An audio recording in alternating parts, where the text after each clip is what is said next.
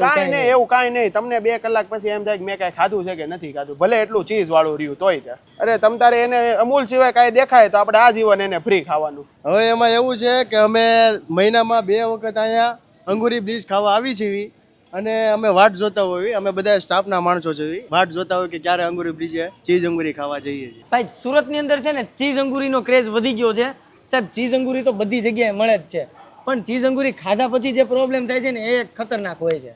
પણ આપણે ત્યાં ગરમ મસાલાનો એક પણ જાતનો ઉપયોગ થતો નથી. આપણો ખુદનો હોમમેડ મસાલો છે, એટલે તમને ખાધા પછી કાંઈ પ્રોબ્લેમ આવે નહીં. પ્રોબ્લેમ આવ્યો તો પ્રોબ્લેમ આવે તો તમારે બીજા દિવસે મારી પાસે વહી આવવાનું અને પૈસા પાછા લઈ જવાના. તો આપણી મેઇન જે વસ્તુ છે એના નામ કહી દો. એક આપણે ચીઝ અંગુરી છે, એક આ ઇટાલિયન અંગુરી છે અને એક સિગ્નેચર સિઝલર છે.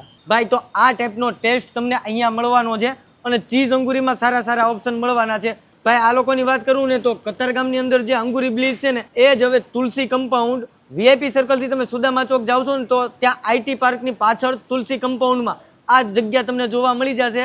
સાંજે તમે ફેમિલી સાથે આવશો ને તો અહીંયા અંગુરીમાં તમને જોરદાર ઓપ્શન મળવાના છે અને ખાવાની પણ ખૂબ જ મજા આવવાની છે. બાકી બધી ડિટેલ ડિસ્પ્લે ઉપર આપેલી છે, તો પછી પહોંચી જ જાજો.